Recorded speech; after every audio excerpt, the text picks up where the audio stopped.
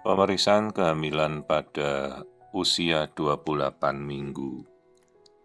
Ini awal mula kita memasuki trimester ketiga.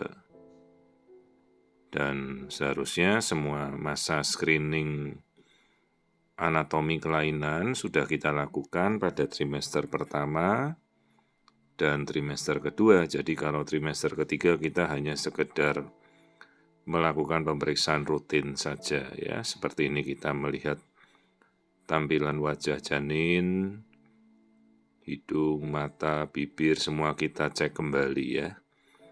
Dalam pemeriksaan sepintas ya. Untuk pemeriksaan standar ya kita tidak berlama-lama juga, rata-rata mungkin 5-6 menit itu sudah cukup untuk kita melakukan pemeriksaan keseluruhan gitu. Seperti ini kita ulangi lagi ya, melihat profil wajah, tulang hidung itu ya, nasal bone itu harus selalu kita cek. Ya, kalau zaman sekarang kita sudah bisa melihat NIPT, tapi non-invasive prenatal test itu juga harus dikonfirmasi dengan pemeriksaan USG dikombinasi ya. Dipastikan bahwa genetik yang kita cocokkan itu dengan janinnya normal ya. Jadi belum tentu NIPT normal terus janinnya tidak lolos dari cacat bawaan. Ya, karena banyak sekali kelainan yang tidak tergantung genetik. Ini kita melihat struktur otak, tempurung kepala ya, simetrinya. Kita lihat pelan-pelan seluruh lapisan otak harus simetris. Ya, jangan sampai ada penimbunan cairan seperti hidrosefalus. Terus ini kita lihat struktur bola mata. Itu perhatikan lensa mata ya, tokso, rubella, tors itu harus sudah kita periksa sebaiknya. Karena pemeriksaan-pemeriksaan itu infeksi dalam kehamilan bisa membuat mata bayi jadi katarak ya, kebutaan sejak lahir. Banyak juga kasus katarak kongenital, bayinya langsung kena katarak sejak lahir itu ada. Oke, kemudian kita cocokkan struktur yang lain lagi. Oh ya, ketuban di sekitarnya bayi ya, itu jumlahnya cukup. Ketuban itu air yang membuat bayi bisa bergerak. Itu produk dari dia minum kencing ya, bayi jadi minum air ketuban terus dia kencingin lagi, diminum lagi. Itulah suatu proses daur ulang. Nah ini kita melihat profil wajah kembali, kebetulan karena bayinya mau memperlihatkan wajah ya kita amati dulu. Jadi ibu-ibu kalau bertanya USG feto maternal itu bukan alat USG ya. Feto maternal itu seorang konsultan subspesialis yang dia mengikuti pendidikan tambahan setelah dokter kandungan sekitar 3-4 tahun gitu ya. Lalu dia menjadi konsultan, nah dia melakukan pemeriksaan feto maternal screening. Alat USG-nya mau alat USG apa saja bisa, nggak tergantung jenisnya. Ya, ini kita melihat jantung, 4 ruang jantung itu ada 2 serambi kanan kiri, 2 bilik kanan kiri. Jangan lupa kita lihat aliran darah si jantungnya bayi. Lalu lihat lambung, ini lambung yang hitam gede itu. Jadi bayi sudah bisa menelan, mencerna. Memang kan dia minum air ketuban, jadi dia mulai mencerna.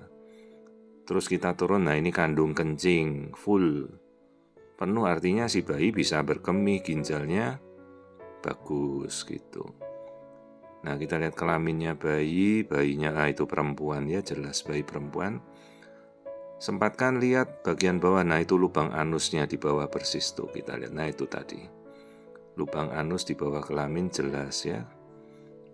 Karena banyak kasus bayi nggak punya anus, namanya atresia ani. Nah ini kelamin bayi perempuan ya, sudah kita lihat dengan jelas itu.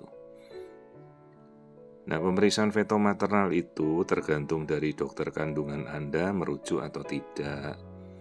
Itu kalau tidak dirujuk ya Anda berhak minta mau dirujuk, kalau dokternya tidak merujuk ya Anda melakukan pemeriksaan mandiri juga bisa. Sejauh di kota Anda mungkin ada konsultan subspesialis tersebut ya. Silakan mau melakukan pemeriksaan mandiri bila Anda merasa perlu ya. Tapi kalau bisa ya dirujuk oleh dokter kandungan Anda gitu. Karena itu sebenarnya masuki pemeriksaan rutin trimester pertama, trimester kedua. Oke, kita lihat nih kakinya diselonjorkan ke atas. Ya, pertumbuhan kaki, bentuk kaki semuanya normal. Jadi sekali lagi fetomaternal itu bukan USG, fetomaternal seorang konsultan spesialis gitu. Oke, struktur kaki sudah kita lihat, kemudian nanti kita mau lihat tali pusat. Ukur aliran darah yang memberikan makan si bayi. Jadi setiap kali ibu-ibu melakukan pemeriksaan, banyak sekali yang sebenarnya bisa kita periksa dalam pemeriksaan rutin ya. Ini sekitar 6 menit kita udah bisa ngelihat semua. Jumlah ketuban, arus darah tali pusatnya, ini yang kita ukur nih tali pusat.